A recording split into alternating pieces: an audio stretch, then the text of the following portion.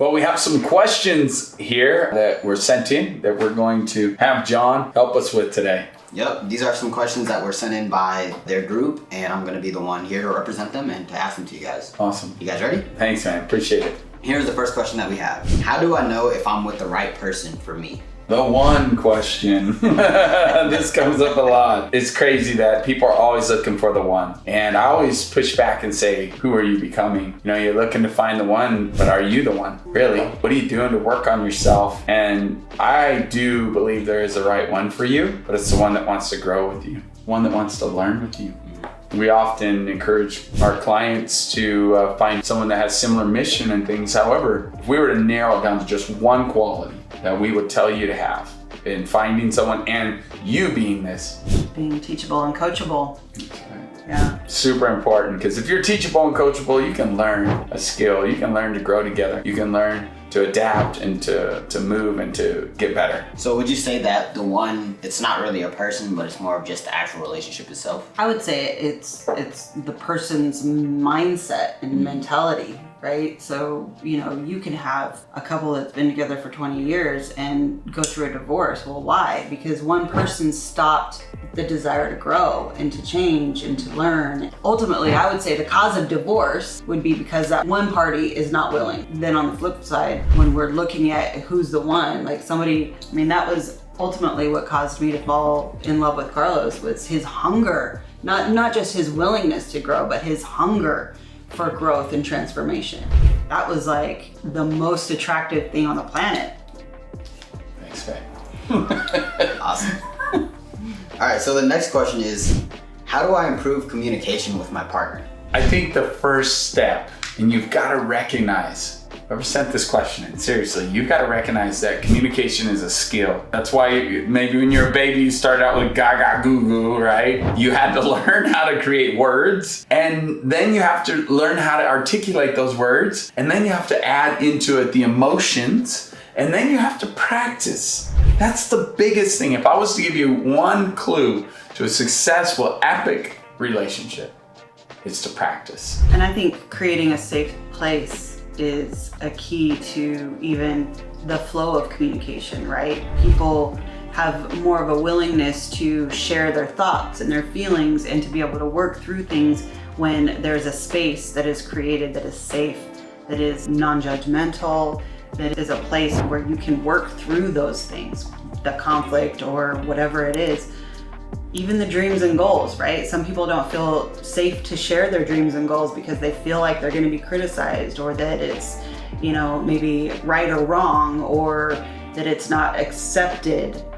So I think safety is a big part of, you know, the environment of communication. How can I deal with trust issues in my relationship?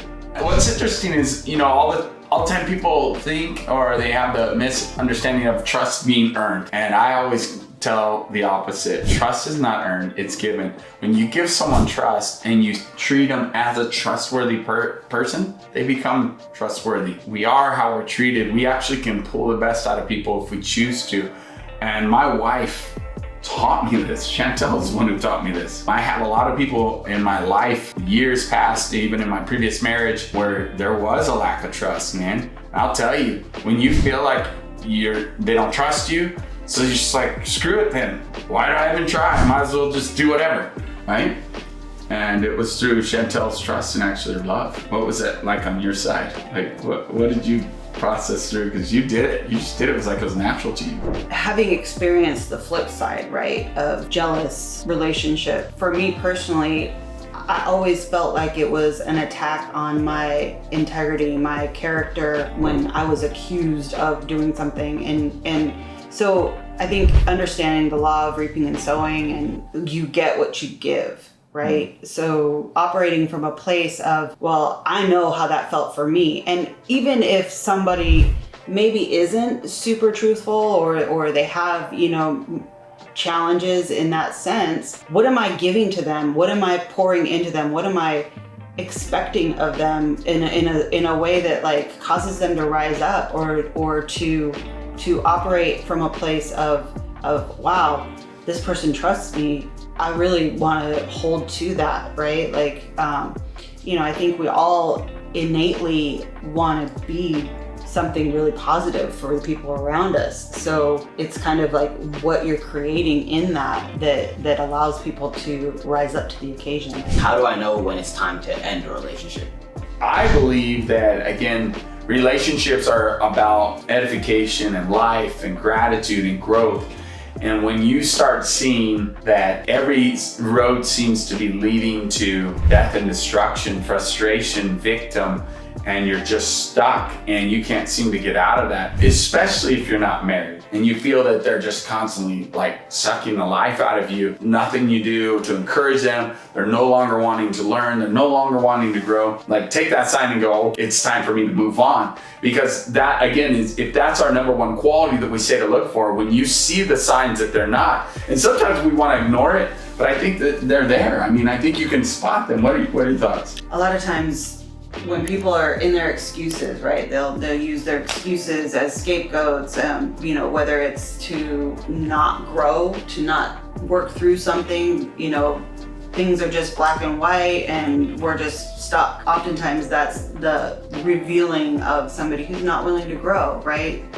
Whether that mentality, that abusive situation is serving them some way, somehow, and they're just not willing to get out of it. I mean, how familiar are you guys with the 5 different love languages? Pretty familiar. I actually, when it originated years ago, I went to one of the first conferences of the 5 love languages, right? It's touch, quality time, acts of service, gifts, and words of affirmation. There we go. That's off the cuff. I did pretty good. Yeah, you did.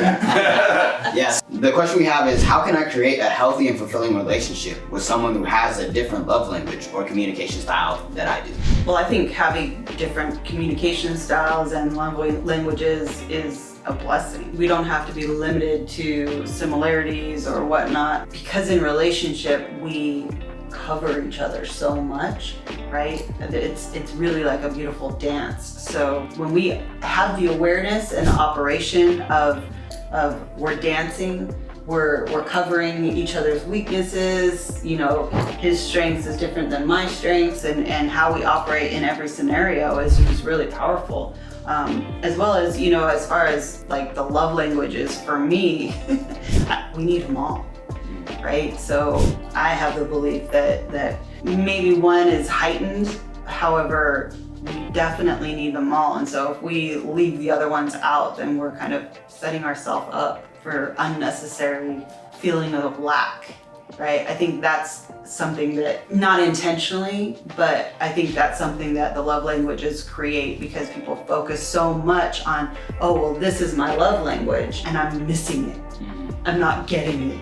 Whereas if we operate from a place of knowing that we need them all and we're willing to give them all, and we're also able to know our partner well enough to know that what is needed in that moment, because it changes, it fluctuates. Yeah, each season has a different reason for doing the love languages, and they talk about love bank and filling up my love bank. But then sometimes what tends to happen is then people have that excuse of, well, I'm not being fulfilled by my spouse or by my partner because of they're not speaking my love language. Well, then that can then be a scapegoat, which it's about balance, and it's not about demanding or it's really about, am I willing to give that which I want to receive? Because if we understand that those things that we give we're going to receive, then are we giving those things? If your love language is touch, right? Are you touching the person that you want it from? They're going to give it to you. Are you willing to give it back? Like, it's the law of reciprocity that kicks into as well.